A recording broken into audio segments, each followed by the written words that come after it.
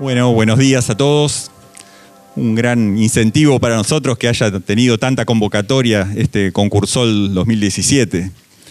Para mí es un gran honor poder dar esta charla inaugural del concurso, este concurso que premia a la creatividad y al trabajo de los estudiantes de escuelas secundarias y sobre todo en este año, que es el año de las energías renovables. En esta charla me voy a referir principalmente a la energía solar fotovoltaica. La energía solar se puede dividir en dos grandes grupos, básicamente. Por un lado tenemos la energía solar térmica, que se basa en aprovechar el calor que nos provee el sol para calentar algún fluido, algún líquido. Por ejemplo, en los conocidos calefones solares, que nos permiten tener agua caliente en nuestros domicilios, o incluso en grandes instalaciones que calientan algún gas para generar vapor, por ejemplo, mover alguna turbina y así producir electricidad. Pero la producción de la electricidad, digamos, siempre es secundaria, o sea, lo primario es calentar algún líquido o algún gas para después poder producir electricidad. Esa sería la energía solar térmica. El otro gran grupo es la energía solar fotovoltaica, que se refiere a convertir directamente la luz del sol en electricidad a través de unos dispositivos, unos materiales que se llaman semiconductores y dispositivos que se llaman celdas solares. O sea, a esto es a lo que me voy a referir con más amplitud en mi charla.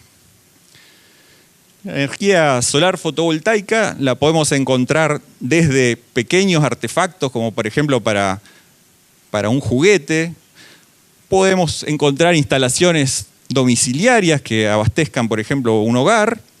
O podemos encontrar también grandes instalaciones que permitan abastecer hasta el consumo eléctrico de una ciudad completa. Para comenzar, por ejemplo, acá vemos de fondo una celda solar que actúa como cargador de un teléfono celular. Este es un ejemplo de un dispositivo que aprovecha la energía solar fotovoltaica. Algunas consideraciones generales sobre la energía solar. La potencia que nos llega a la Tierra desde el Sol realmente es bastante, es grande. O sea, permite abastecer largamente el consumo energético de la humanidad. Se dice, de hecho, que la energía que llega a la Tierra en una hora prácticamente es suficiente como para abastecer el consumo de toda la humanidad durante un año. Acá aparecen un par de términos como energía y potencia, que los voy a usar bastante a lo largo de la charla, y entonces por ahí conviene aclarar bien qué significan, ¿no? Todos estamos más o menos familiarizados con el concepto de energía. Técnicamente se define como la capacidad para producir un trabajo. La potencia, por su parte, es la energía consumida o producida en una unidad de tiempo. Esa unidad de tiempo puede ser el segundo o puede ser la hora, pero siempre hay entonces energía sobre una unidad de tiempo. La unidad con la que se mide la potencia es el vatio o watt, y esa unidad sí nos es bastante familiar porque la mayoría de los dispositivos eléctricos que tenemos en nuestras casas conocemos, digamos, cuál es su consumo en watts o en vatios. Por ejemplo, una lámpara de bajo consumo puede consumir entre 11, 20 vatios, dependiendo del modelo. Por ejemplo, una computadora, unos 300 vatios. Un secador de pelo, unos 500 vatios. Una plancha, por ejemplo, unos 1000 vatios. 1000 vatios equivale a 1 kilovatio. Kilo, digamos, el prefijo de 1000.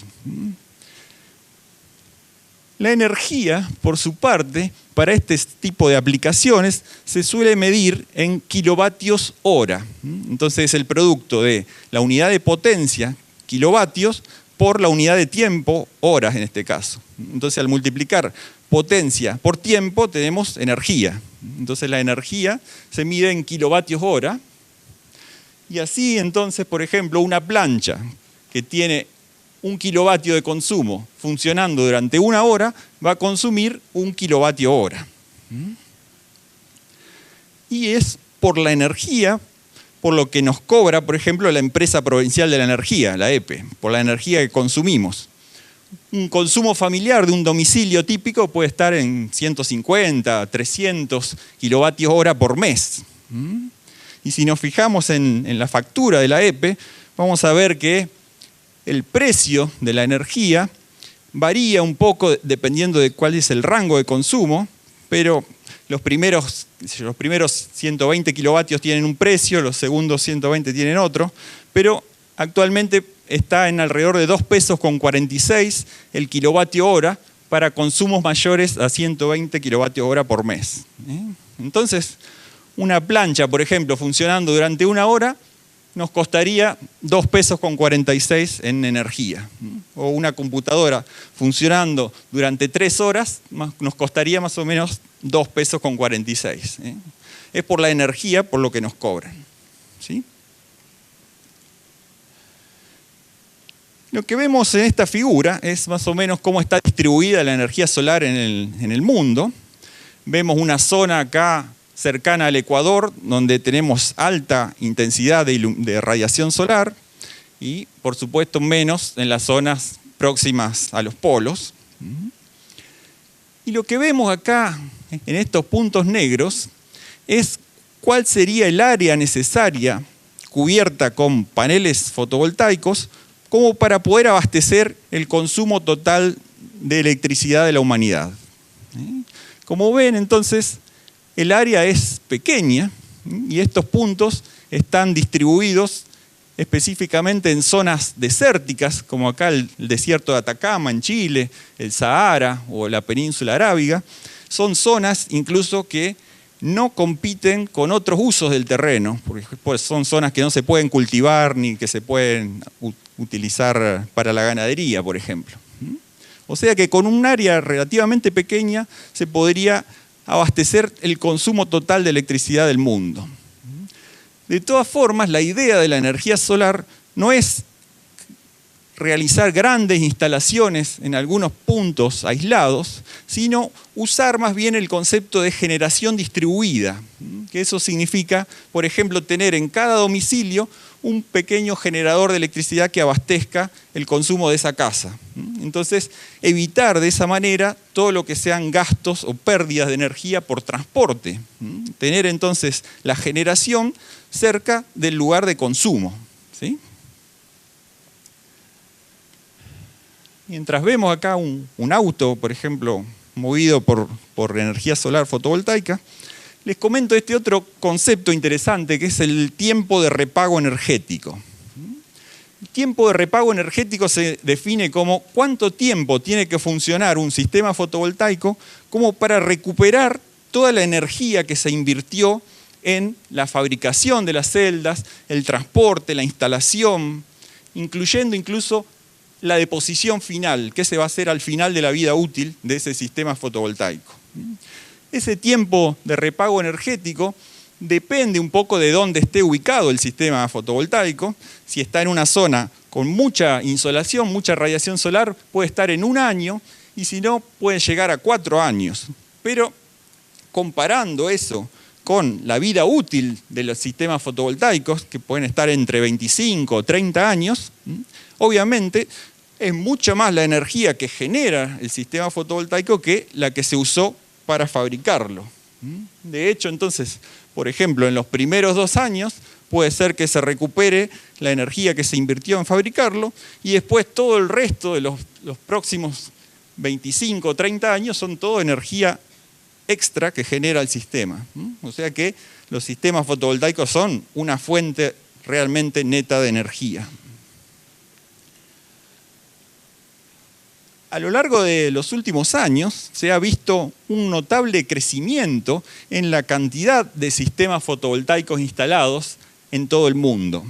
Acá vemos a lo largo de los años cómo han ido evolucionando las instalaciones fotovoltaicas y, por ejemplo, en el año 2015 se instalaron 50 gigavatios de energía solar fotovoltaica. a un precio promedio de unos $2,50 el vatio, estamos hablando de una industria que en el año 2015 facturó más de 126.000 millones de dólares y generó muchísimos puestos de trabajo. O sea que se trata de una industria realmente importante, de gran escala y que genera también muchos puestos de trabajo. En esta lo que vemos es cómo es el total acumulado de instalaciones fotovoltaicas a lo largo de los años y distribuido también por regiones. Vemos que la mayor cantidad de instalaciones fotovoltaicas están en Europa, seguidas después por la región de Asia y el Pacífico, que sería Japón, Corea. Después tenemos acá China, esto es Estados Unidos de Norteamérica, y el resto del mundo con una contribución menor, en donde estaría incluido nuestro país. Algunos autores han estudiado también cómo puede ser la evolución de los sistemas de generación de energía a lo largo de los próximos años y han hecho proyecciones sobre lo que puede pasar en los próximos años.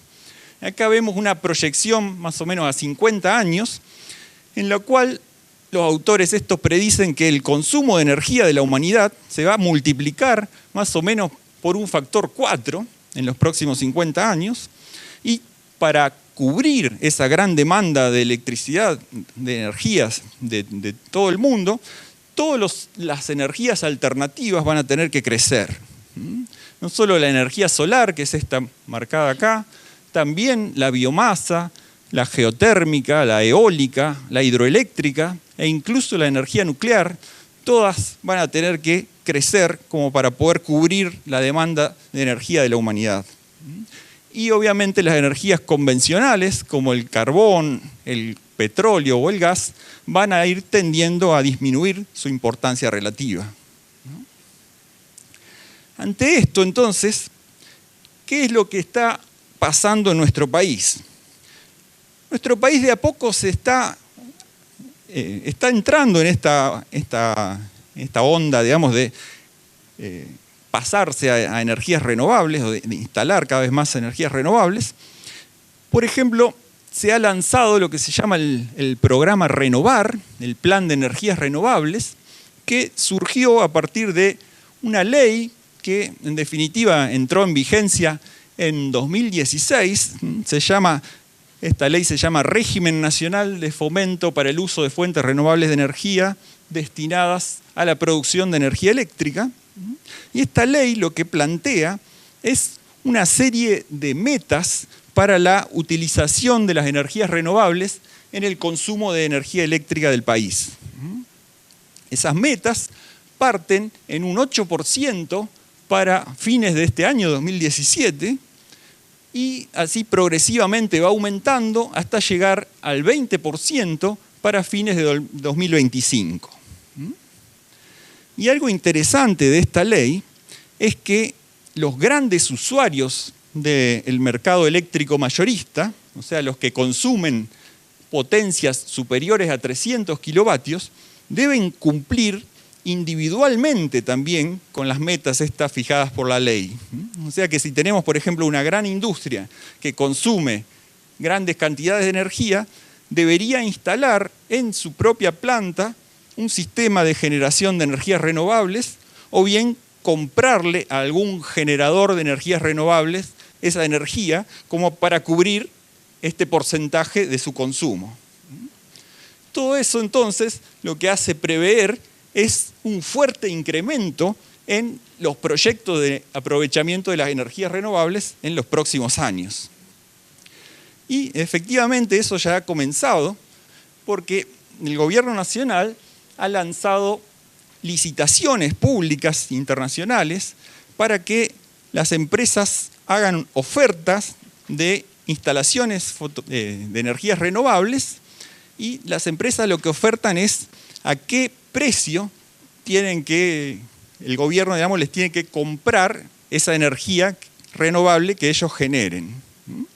Entonces se lanzó una primera ronda de licitaciones en la cual hubo 4 proyectos de energía solar fotovoltaica de 100 megavatios cada uno, y el precio, fíjense, estuvo en alrededor de $60 el megavatio hora.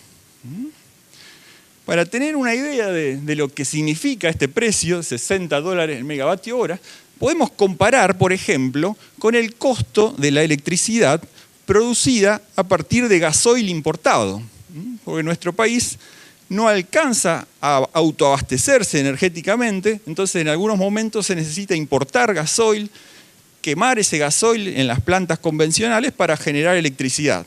La electricidad generada de esa manera, en el año 2012, costó alrededor de $207 el megavatio hora. Y en el año 2016, debido a que bajaron los precios internacionales de los combustibles, ese precio estuvo en alrededor de $106 el megavatio hora.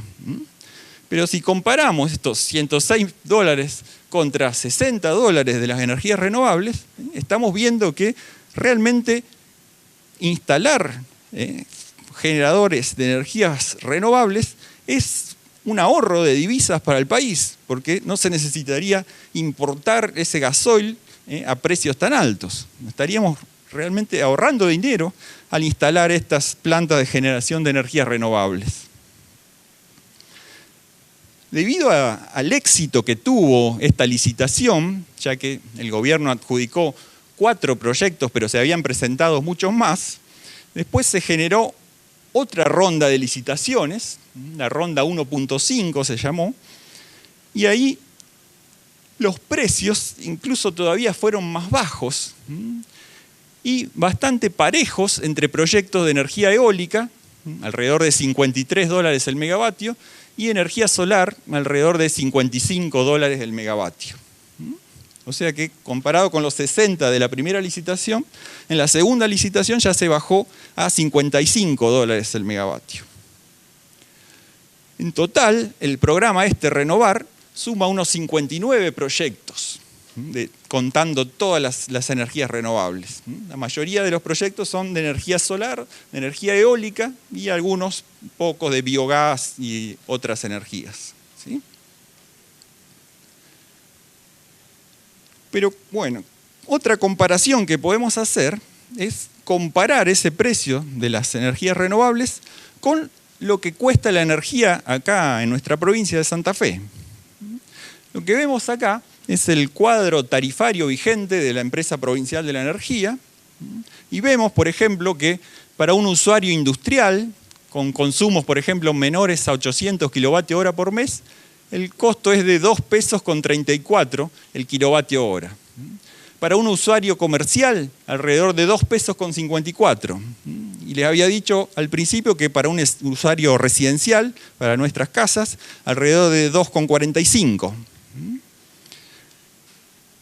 El precio de $55 el megavatio hora, traducido a pesos y a kilovatio hora, es alrededor de 98 centavos de peso por cada kilovatio hora.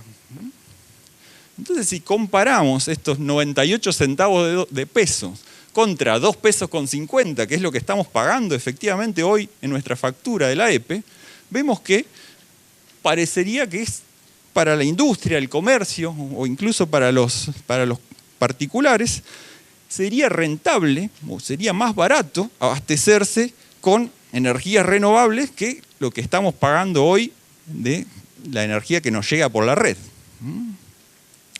Cuando yo dije esto en otra charla en la que estaba presente gente de la EPE, me objetaron que estoy comparando un costo, un precio que es precio final al consumidor contra un costo de generación. Este costo acá es el costo de generación de la energía. Y además se trata de grandes proyectos de aprovechamiento de la energía solar. Pero lo que tiene de bueno la energía solar fotovoltaica, por ejemplo, es que la generación, como le decía hoy, se puede hacer muy cerca del consumo. Entonces, si una industria, por ejemplo, instala en el techo de su planta paneles fotovoltaicos y consume esa energía ahí mismo, se está evitando todos los costos de transporte, todos los otros gastos, y directamente podría llegar a pagar un precio mucho menor por la energía. O sea que, efectivamente, las energías renovables hoy en día se han vuelto realmente competitivas respecto de las fuentes de energía convencional.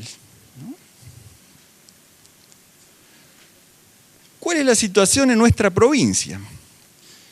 En la provincia hay varios proyectos de apoyo a las energías renovables, pero no me voy a extender mucho en esto porque mañana hay una charla de la Secretaría de Energía de la provincia de Santa Fe que va a contar sobre estos proyectos que lleva adelante la provincia.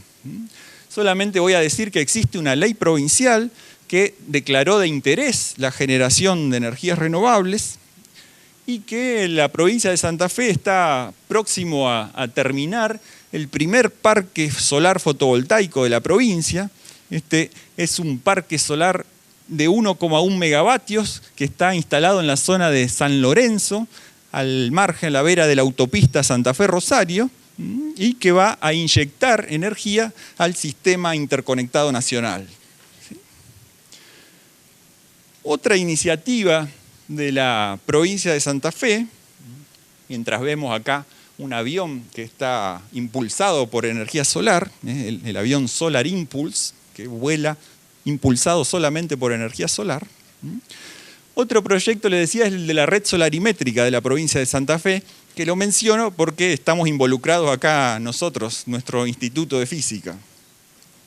Ese proyecto lo que busca es obtener un mapa solar de la provincia para saber cuál es el recurso con el que cuenta la provincia en materia de energía solar. Para eso se firmó un convenio entre la Secretaría de Estado de la Energía y la Universidad Nacional del Litoral, en la cual nuestro grupo acá de energías no convencionales es el ejecutor de este proyecto. Y entonces lo que se obtuvo de esta manera, mientras acá vemos el Mars Explorer, un robot que se envió a Marte y que está también alimentado por paneles solares, lo que se hizo entonces para implementar este proyecto es instalar 5 puntos de medición en toda la provincia de Santa Fe. Las localidades elegidas fueron Tostado, Reconquista, Elisa, Cañada Rosquín y Firmat, como para cubrir todo el territorio de la provincia. Y lo que obtuvimos como resultado de esto fueron los primeros mapas de energía solar de la provincia, en los cuales vemos estos números que, para tener una idea de lo que significan, lo podemos comparar, por ejemplo, con lo que tienen otros países de Europa, por ejemplo, que hacen un aprovechamiento importante de la energía solar. Y estos números nos ponen, por ejemplo, al nivel de España, que es un país que tiene una gran cantidad de instalaciones fotovoltaicas, y son muy superiores a los de Alemania, por ejemplo, que es el país europeo que tiene más instalaciones fotovoltaicas en todo el mundo, diría. Entonces, efectivamente lo que vemos es que en nuestra provincia la energía solar es importante y es aprovechable. ¿Sí? Finalmente, quería comentar este otro proyecto de la provincia que se llama el programa Prosumidores, Productores Consumidores, que lo que busca es incentivar la generación de energía eléctrica a través de fuentes renovables. Como está destinado a pequeños consumidores, hay un límite en la potencia del sistema fotovoltaico que se puede instalar. Ese límite es de 1,5 kilovatios. Y el incentivo que se le da a quien instale un sistema de energías renovables es que se le va a pagar una tarifa promocional de 5,50 pesos por cada kilovatio hora durante 8 años. O sea, comparando eso con lo que nos cobran la energía, que eran 2,45 pesos más o menos, se le pagan casi el doble por lo que se produzca que por lo que se consume. ¿Sí? Entonces, si hacemos algunos números, una instalación de 1,5 kilovatios, según los datos que hemos recabado de nuestra red solarimétrica, podría generar unos 2.400 kilovatios hora de energía por cada año. Y entonces, 2.400 kilovatios hora por año por 5 pesos con 50 cada kilovatio hora, nos significan unos 13.000 pesos por cada año. Y si a eso lo multiplicamos por los 8 años que nos pagan la tarifa, serían unos 100.000 pesos. El costo de un sistema fotovoltaico de estas dimensiones, de 1,5 kilovatios, podría estar más o menos en unos 80.000 pesos hoy en día, a lo mejor un poco más. Pero entonces, efectivamente, para un cliente residencial que ejecute este programa, sería atractivo porque el sistema fotovoltaico más o menos lo puede pagar en esos 8 años con la energía que genera, y todo el resto de la vida útil del sistema fotovoltaico, que decíamos que eran 25, 30 años, todo el resto es energía que va a seguir generando y que va a significar un ahorro para el consumidor. O sea que es un programa interesante, coméntenlo en sus casas. Bueno, los dispositivos que permiten entonces transformar la energía solar en electricidad son estas celdas solares, que acá la vemos como fondo en la pantalla. Las celdas solares son diodos semiconductores que están diseñados para poder absorber la luz y convertirla en energía eléctrica. Constructivamente están formados por la unión de dos semiconductores, dos materiales que se llaman semiconductores, uno dopado con electrones y el otro dopado tipo P. No importa mucho, pero la cosa es que la energía del Sol lo que hace es generar cargas eléctricas en el interior de ese semiconductor, y ahí adentro hay un campo eléctrico que separa las cargas eléctricas, y esas cargas eléctricas entonces son las que, circulando por un circuito externo, generan una corriente eléctrica, ¿sí? Dependiendo entonces de cuánto sea la resistencia que yo le conecte acá a la celda solar, voy a tener una cierta intensidad de corriente circulando y voy a tener también una tensión eléctrica entre los bornes de la celda solar, ¿sí? Entonces, mientras vemos acá un ómnibus que tiene paneles solares para la climatización adentro del ómnibus, le decía que si uno puede medir colocando distintas resistencias sobre la celda solar, puede obtener esta curva que se llama la curva característica de una celda solar, en la cual tenemos dibujada la corriente en el eje vertical y la tensión en el eje horizontal. Entonces, si uno a la celda solar le pone, por ejemplo, una resistencia muy, muy grande, al ponerle una resistencia muy, muy grande no va a poder circular corriente por esa celda. Entonces estamos en este punto en el cual la corriente vale 0, pero la tensión que se desarrolla entre los bornes de la celda es el máximo. Y eso es lo que se llama tensión de circuito abierto de la celda. Por el otro lado, si en la celda ponemos una resistencia muy, muy pequeña, prácticamente la estamos poniendo en cortocircuito. Y entonces ahí va a circular la máxima corriente que puede entregar la celda. Y esa es la llamada corriente de cortocircuito, es este punto acá. Y si vamos poniendo distintos valores de resistencia, podemos ir trazando esta curva característica de la celda solar. Y si alguno de ustedes se anima, este sería un buen proyecto para el concursol, por ejemplo, idear algún sistema como para medir la curva corriente-tensión de una celda solar. Para cada punto de esa curva, la potencia que entrega la celda es el producto de la tensión por la corriente. Si uno multiplica la tensión que está dada en voltios por la corriente que está dada en amperes, obtiene la potencia dada en vatios. Y existe un punto, que es este, en el cual es máxima la potencia que puede entregar esa celda solar. Ese es el llamado punto de máxima potencia. La potencia que entrega la celda es el área de este cuadrado acá, porque es el producto de la tensión por la corriente. El área entonces de este cuadrado es la potencia. Tenemos entonces los puntos importantes de la curva.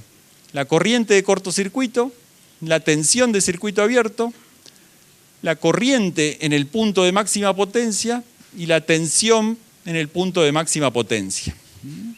Con esa potencia que entrega la celda, que es el área de este cuadrado, uno puede calcular la eficiencia de una celda solar. La eficiencia se define como la potencia eléctrica que genera la celda dividida la potencia luminosa que le llega.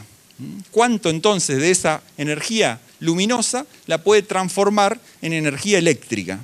Eso es la eficiencia de una celda solar. Y hoy en día, en las celdas solares, los paneles solares comerciales, están entre un 15 y un 20% de eficiencia. Lo máximo que se ha logrado a nivel del laboratorio es de un 40% más o menos. O sea, 40% de la energía que llega como energía solar la transforman en energía eléctrica. Y este es obviamente un tema en el cual hay mucha investigación, en particular nuestro grupo acá en el instituto está investigando en este tema, tratar siempre de mejorar las eficiencias de las celdas solares. Las celdas en sí pueden dar tensiones relativamente chicas y corrientes también relativamente chicas. Entonces lo que se hace es interconectarlas en serie o en paralelo como para producir estos paneles solares. Los paneles solares entonces están formados por muchas celdas solares individuales que están conectadas entre sí y todo esto encapsulado, cubierto por un vidrio y con un marco que le da rigidez. Eso sería el panel solar. Acá vemos, por ejemplo, un panel solar enrollable que puede alimentar, por ejemplo, cargar un celular. Entonces, el símbolo eléctrico de la celda solar es este. Uno puede hacer entonces, por ejemplo, conexiones en serie. Conexiones en serie significa que el borne positivo de una celda lo conecta con el negativo de la otra y así coloca una celda a continuación de la otra. Cuando están todas conectadas en serie, lo que pasa es que la corriente que circula es la misma por todas las celdas, mientras que las tensiones se van sumando. Entonces, para conexiones en serie, las tensiones se suman, la corriente es la misma para todas las celdas. Mientras que para conexiones en paralelo, una conexión en paralelo significa conectar entre sí todos los bornes positivos, conectar entre sí todos los bornes negativos, y entonces en ese caso la tensión a la que están todas las celdas es la misma y las corrientes que aportan cada una de ellas se van sumando. Entonces, para conexiones en paralelo, las corrientes se suman y las tensiones son todas iguales. Esto de las conexiones en serie en paralelo se los comento porque ahora les voy a contar algunos experimentos que pueden hacer con celdas solares en los cuales va a aparecer este concepto. Esto es un collar hecho con celdas solares. No sé si alguno de los presentes se los colocaría, pero queda bastante bonito, sobre todo porque las celdas solares iluminan estos LEDs y entonces dan un brillo particular a la persona. Un experimento que podrían hacer es este. Es pensar cómo afecta la intensidad de la luz a la cantidad de electricidad que la celda solar puede producir. El experimento entonces es lo siguiente, es colocar una celda solar a distintas distancias de una fuente de luz, como una lámpara de escritorio, por ejemplo, y medir la corriente que genera la celda en función de la distancia. Después entonces pueden dibujar, hacer un dibujo de corriente que genera la celda en función de distancia y así sacar conclusiones y pensar, por ejemplo, cómo se comportaría la celda en un día soleado o en un día nublado, o en qué momento del día, por ejemplo, la celda va a generar más electricidad, porque la celda no va a estar siempre sometida a la misma iluminación. La iluminación va a ir cambiando a lo largo del día, va a ir cambiando si hay nubes o si no.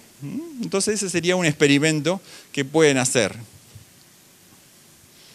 Esta acá son unas luminarias solares que están en una ciudad de Estados Unidos, en las cuales las celdas solares, los paneles, abastecen una luz que ilumina después durante la noche. Bueno, otro experimento que les propongo es este.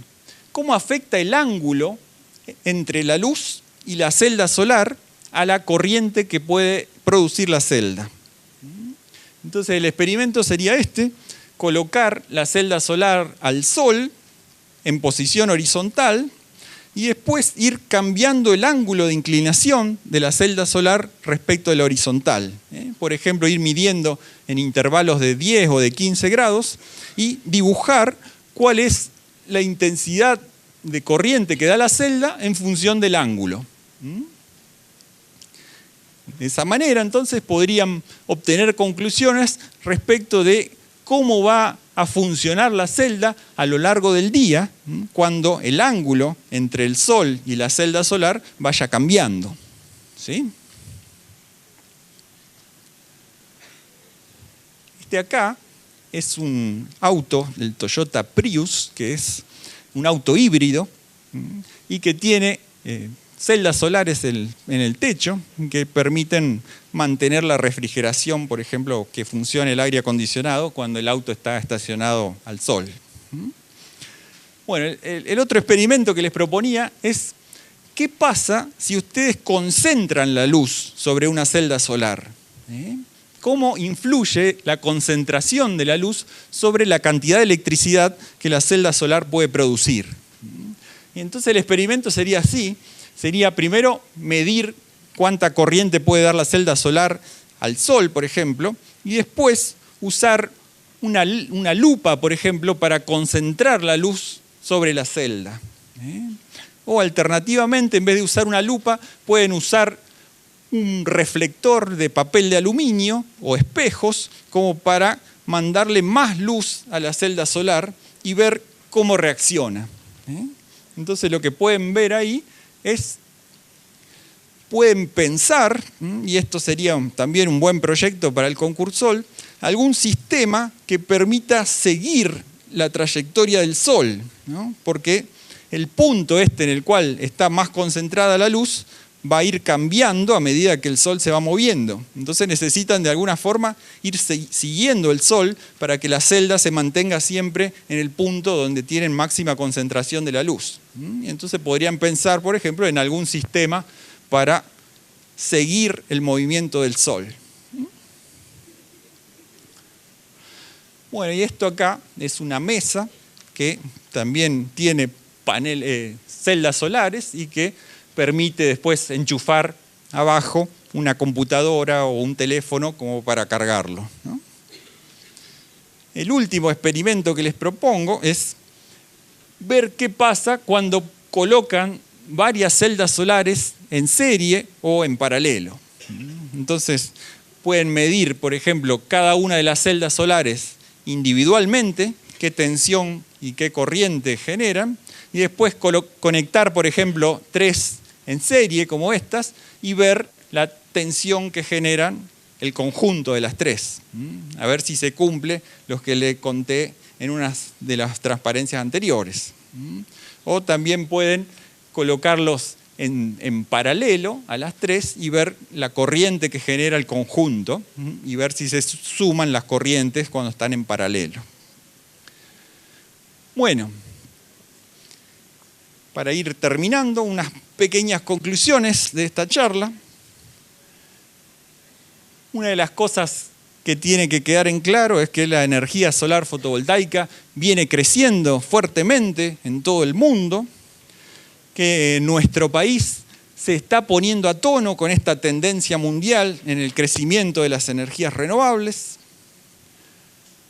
que nuestra provincia de Santa Fe tiene niveles de radiación solar que son aprovechables, que son bastante buenos, que el costo de la energía fotovoltaica o de las energías renovables en general ya se está pareciendo bastante, o sea, está volviendo competitivo con las fuentes convencionales de energía. que el programa Prosumidores de la provincia de Santa Fe es algo bastante atractivo para los usuarios residenciales y que algunos experimentos de los que les he comentado con celdas solares podrían servir como ideas para bases, digamos, para proyectos a ser presentados acá en el Concursol. Eso es todo. Muchas gracias por su atención.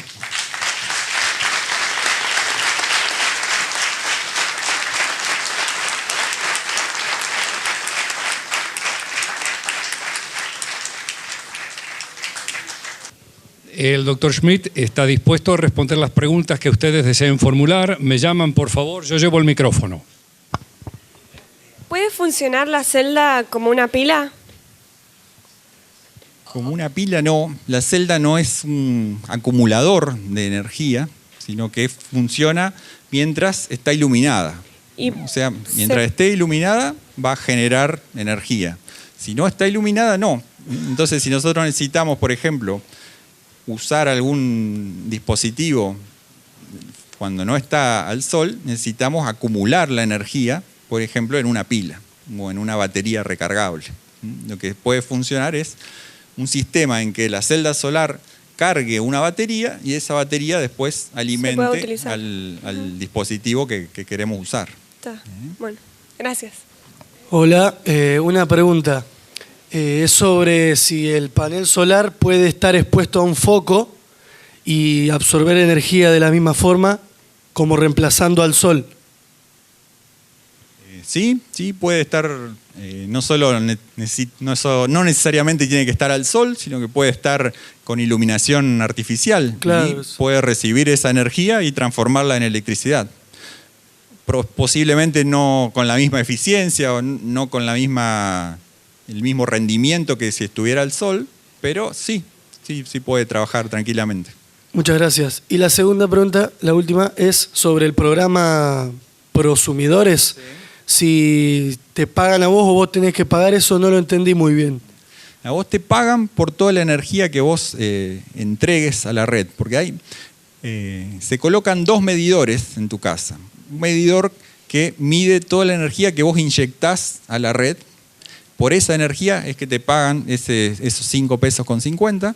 Y otro medidor en el cual se mide toda la energía que vos tomás de la red. Cuando no hay sol, de noche, cuando hay poca iluminación, vos vas a estar absorbiendo energía de la red. Entonces, al final del mes se hace el balance entre lo que vos consumiste y lo que vos generaste, y ahí te pagan o vos tenés que pagar. Claro. Dale. En general está hecho el programa para que vos tengas que pagar, ¿no? Muchas gracias. Sí. Acá le doy al experto para que haga una aclaración. Porque está muy multitudinario esto y viene bien para aclararlo. En realidad el programa Prosumidores está beneficiando durante 8 años con un precio de 5,5 pesos por cada kilowatt generado por el usuario. Generado, no consumido.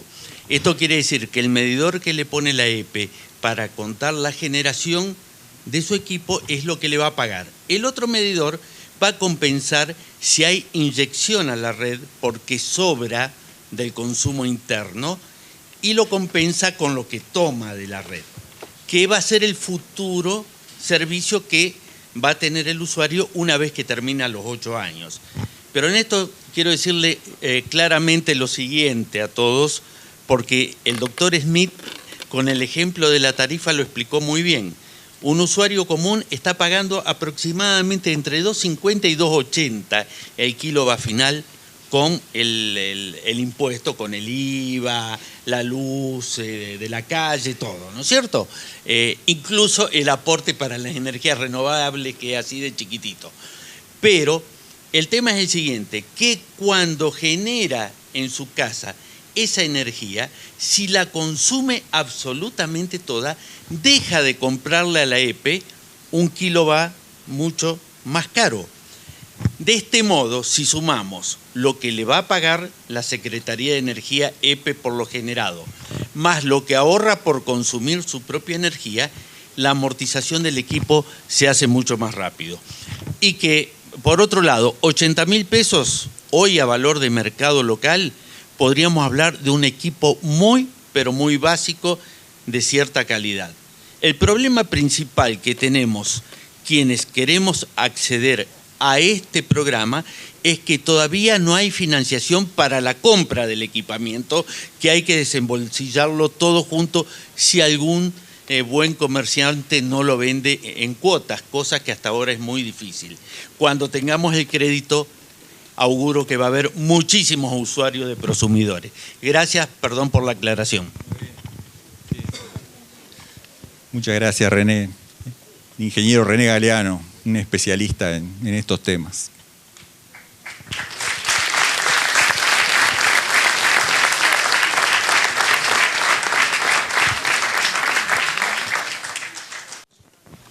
¿Cómo se participa en el proyecto Concursol? Muy buena pregunta. Acá te paso con los organizadores para que te aclaren. El grupo con el docente tienen que presentar un proyecto. El proyecto va a ser evaluado por el jurado y si pasa esa etapa y es aprobado, va a pasar a la etapa de construcción. Para la construcción nosotros tenemos el financiamiento hasta un tope de 4.000 pesos. Entonces, una vez que tengan el proyecto ya armado, lo van a pasar a llevar al predio CONICET acá en el Pozo y ahí un jurado, un día que vamos a fijar, va a resolver cuál es el premiado. Esas son las etapas. ¿Está claro? Gracias.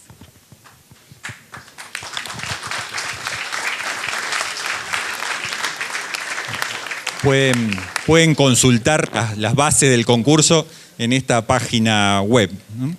www.concursol.santafe-medioconicet.gov.ar. Ahí está toda la información. Otra aclaración es que el equipo que construye cada grupo o cada escuela queda para ustedes, digamos, ¿no?